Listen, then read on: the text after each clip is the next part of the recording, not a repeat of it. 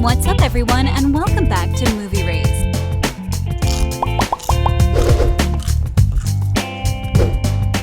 While it is a given fact that money is earned through hard work and dedication, which a lot of people are a testament to, there are a few exceptional people who are considered extremely lucky to have made a fortune by pure luck or stumbling upon a seemingly worthless item.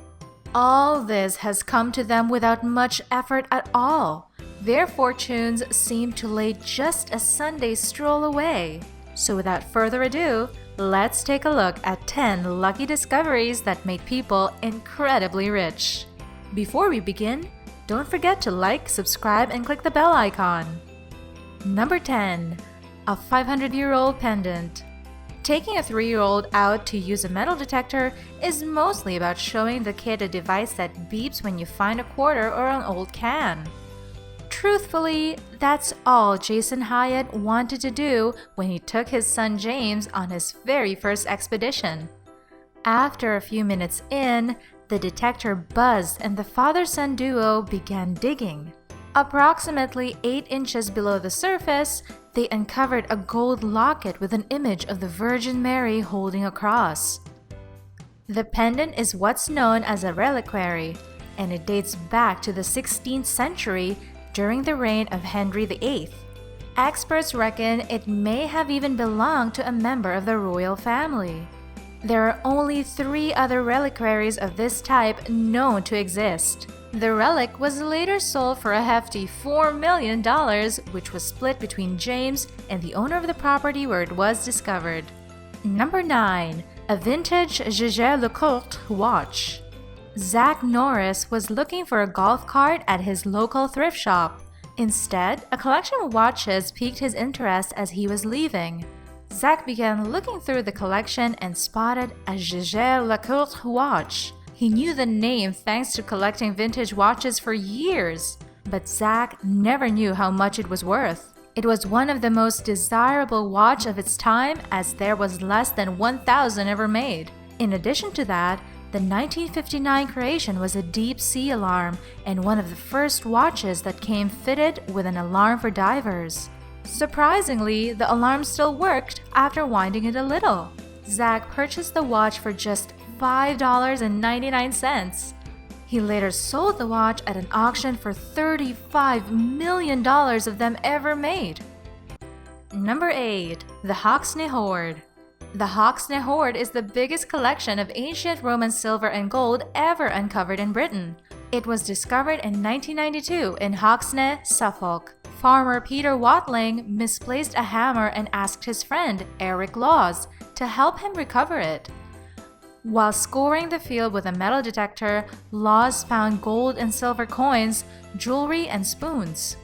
They alerted the landowners, Suffolk County Council, and the police. The following day, the entire treasure trove was dug and eventually priced at £1.75 million, which the government paid to Laws. He divided the profits with his friend. The hoard is presently on display at the British Museum.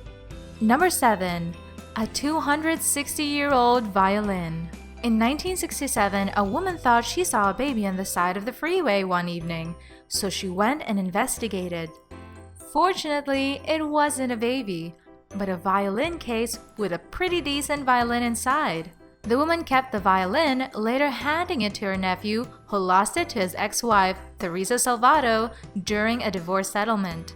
When Teresa decided to take violin lessons, her instructor thought there was something odd about her instrument. He borrowed it and then took it to a violin dealer who inspected it and proclaimed it to be the $800,000 violin that had been missing from UCLA's collection since 1967. Known as the Duke of Alcantara, the unique instrument was a Stradivarius that had been lent to the school orchestra's second violinist, David Margetts. David declared the violin to be stolen, but it turns out he put it on top of his car and forgot. Salvato contacted the school, but declined to hand over the instrument after they sent police officers to her home and accused her of theft. At last, the matter was settled in court, where Salvato was pronounced the lawful owner of the instrument. She traded the violin with the school in exchange for $11,500. Number 6. The Heade Painting. An employee in Indiana spent $30 for several pieces of old furniture and an aged painting of some flowers. When he brought back his items home, he decided to hang the picture to cover a hole in the wall that had been annoying him. Few years later, whilst playing a board game called Masterpiece in which players try to outbid each other for artwork at an auction, shockingly, one of the cards in the game featured a painting of flowers that greatly resembled the one he had on his wall. He looked it up and discovered that his painting was similar in likeness to the pieces of Martin Johnson Heade, an American still life artist widely known for landscapes and flower arrangements. Through his findings, he located the Kennedy Galleries in Manhattan, which manages several of Heade's works. They relented and were able to verify that the piece of artwork covering the hole in his wall was a previously unknown Heade painting. Since named Magnolias on Gold Velvet Cloth, the Museum of Fine Arts in Houston bought the painting for $1.25 million. Number 5. 1964 Shelby Vobra Daytona.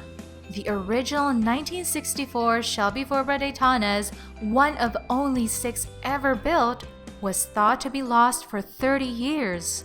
This race car switched owners multiple times before it was purchased by bizarre music producer Phil Spector, who began driving it around Los Angeles.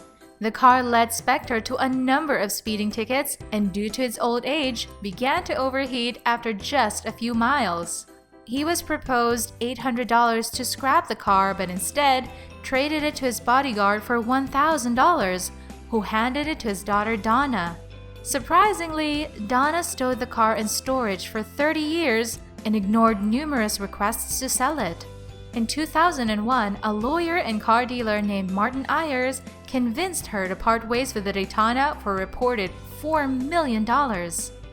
Sadly, Donna committed suicide after the sale and bequeathed the proceeds of the sale to her mother. Number 4. The Declaration of Independence.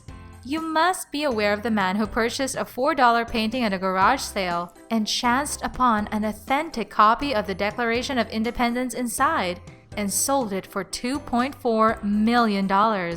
Well, this happens to be a similar story. Michael Sparks was visiting a Nashville thrift store where he bought a candle holder, a set of salt and pepper shakers, and a yellowed print of the Declaration of Independence.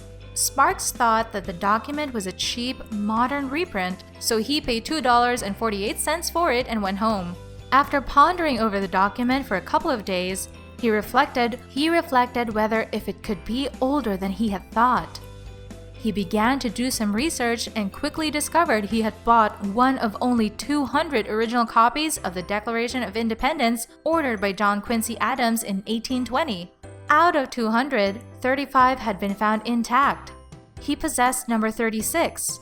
It took almost a year to authenticate the print and have it preserved, after which it was auctioned, bagging a final sale price of $477,650. Number 3. Third Imperial Egg. A scrap dealer in 2014 scored himself a sizable fortune, owing it all to an 1887 Fabergé egg. The anonymous man bought the egg for $14,000 and had it propped on his shelf for years. He tried to sell it for raw materials for just $500 or 400 pounds when he was struck by financial difficulties, but was told that he had overestimated the egg's worth. Exasperated, he looked up Vacheron Constantin, the name etched on the golden egg, and read an article from the Telegraph which divulged that he was the owner of the Third Imperial Egg, made by Fabergé for the Russian royal family and worth a reported £20 million. Number 2. The Wall of Coins. In a house in Windber, Pennsylvania, the walls were crafted of money. It had been deserted for 20 years until the children of the couple that had lived there decided to explore the house. Almost instantly upon entering the house, they found a small pile of coins on the floor next to a wall. Whilst taking a deeper look, they came upon a hole in the wall. Remembering a distant childhood rumor about their parents hoarding coins in the wall, they broke up the wall. An incredible number of coins gushed out of the wall, like a waterfall of cash. Once the coins had all been counted, it raked up $8,500.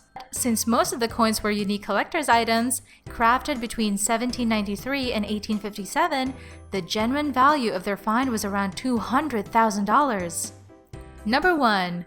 Photo of Billy the Kid. Randy Guijarro was walking through a thrift shop when he discovered some junk boxes. He found 3 tintypes inside one among the boxes. A tintype is an old picture that is printed on thin metal sheets. He paid a total of $3 for all 3 photos and went home. Upon a more in-depth examination of the work, he was shocked when he recognized the famous outlaw, Billy the Child. Initially, collectors were very doubtful when Guijarro told them about his discovery. The artwork was examined for a full year by a team of pros.